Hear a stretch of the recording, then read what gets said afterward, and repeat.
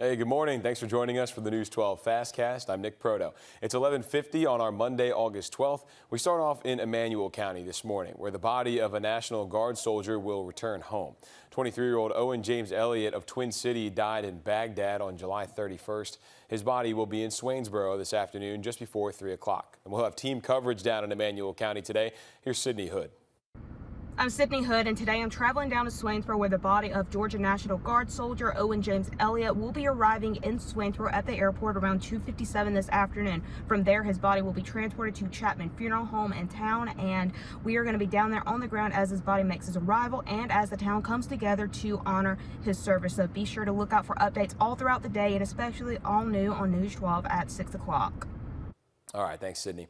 New this morning, a Tolliver County Sheriff's candidate has been indicted on 3 charges. Your I-Team first reported on William Sean O'Kelly earlier this year. He's a former Wilkes County deputy who got in an accident during a police pursuit, resulting in a family of 3 going to the hospital. O'Kelly is charged with serious injury by vehicle, reckless driving, and speeding. Also new this morning, we now know the name of the person killed in a shooting late last month. The Richmond County coroner says 54-year-old R.G. Jones was shot on July 27th on Ellis Street and pronounced dead on the 31st. Jones was homeless, and it was the 5th fatal shooting in Augusta in July. A week ago today, we started preparing for what Tropical Storm Debbie would bring to our area. It was a hurricane before making landfall in Florida, then turned into a tropical storm as it spun towards the CSRA. One of those areas impacted was Bamberg County. The public information officer says the code red is still in effect, and it's still optional if anybody wants to leave. People in Bamberg County along the Edisto River Basin were urged to evacuate immediately Friday afternoon as water levels rose. The evacuation is not mandatory but encouraged for people in areas where some yards are under 2 to 3 feet of water. Our crews measured up to a foot of water over some roads. We spoke with a man who's not able to get to his house, and he's been living near the river for years and never seen it flood this much. That was the sentiment across many of the areas that were impacted. Over in Screven County, officials say the most important part now is reporting all the damage from that storm. They say you need to send all the information to the email address on your screen, screvenema@gmail.com. You'll have to include your name, phone number, address, and a description of the damages on that property. And don't forget pictures and videos for reference. That's going to start this cleanup process right away. A 38-year-old is dead from a single car accident over the weekend. The coroner says Larry Priester of Barnwell died near the intersection of Old Friar Road. We learned from Highway Patrol his car ran off the right side of Edgefield Highway and crashed. An autopsy has been scheduled. Have you seen this missing woman on your screen? The Waynesboro Police Department says 52-year-old Melissa Ellison was last seen Friday night on Martin Luther King Jr. Boulevard. Officers believe she had on dark pants and a multicolored scarf around her head. If you see her, call the police department. Heads up for neighbors in North Augusta. The city is planning to close Bluff Avenue between Center Street and West Avenue to all traffic tonight. That means no cars or walkers allowed from 11 p.m. to 7 a.m. Leaders want you to follow the detour signs posted to get around the closure. Washington County deputies are investigating a shooting that left 2 people injured early Sunday morning. They say it happened at Cornbread's Club on Matthews Road outside of Tinnell, and they do have a suspect in mind. Investigators are looking for 25-year-old Trayvon Hutchinson of Wrightsville. He's wanted for 3 counts of aggravated assault and more. Authorities say he may go by the name Pete Grady. If you see him, call the sheriff's office.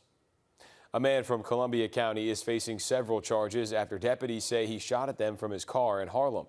Deputies say Bradley Gooding was taken to a local hospital and is in the ICU from that incident. The sheriff's office says they went to Roland Road Saturday afternoon to respond to a domestic dispute and saw Gooding driving away. A report says deputies tried to catch up to him on Old Louisville and Harlem Grovetown roads when Bradley started shooting from his car. Once he reached the Jamie Drive intersection, deputies say his car left the road and crashed. They say it looked like he shot himself in the head. The sheriff's office is planning to press several charges, including aggravated assault with no bond and family violence. Data shows the Augusta Animal Shelter has the highest euthanasia rates in the state. There have been discussions and plans put in place to try to lower those numbers. Kennedy Payne is checking in to see how those plans are working.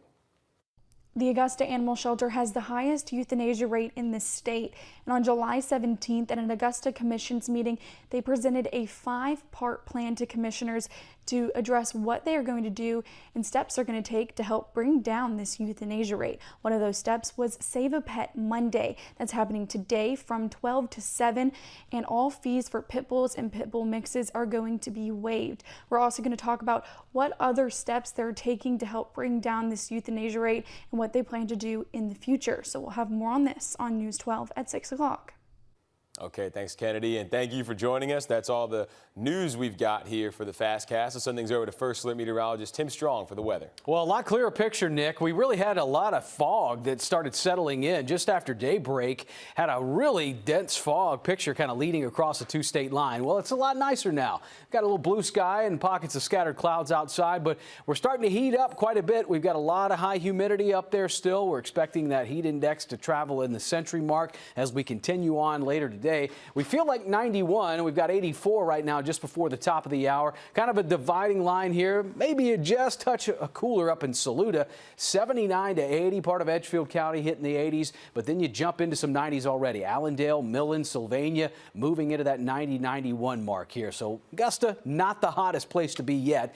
We have currents sitting at the middle 80s, moving on into the 90s here for today and tomorrow. Looking to see a little bit of relief. Humidity levels may come down just a little bit more as we start moving into Wednesday and Thursday, and highs in the upper 80s. But this is what we're looking at getting into 3-4 o'clock in the afternoon. That heat index is going to make it feel like 103 to maybe some areas getting about 106 degrees, unfortunately. So we'll look for 90s today and tomorrow. An isolated shower or thunderstorm possible through midweek. A little drier as we head into the weekend.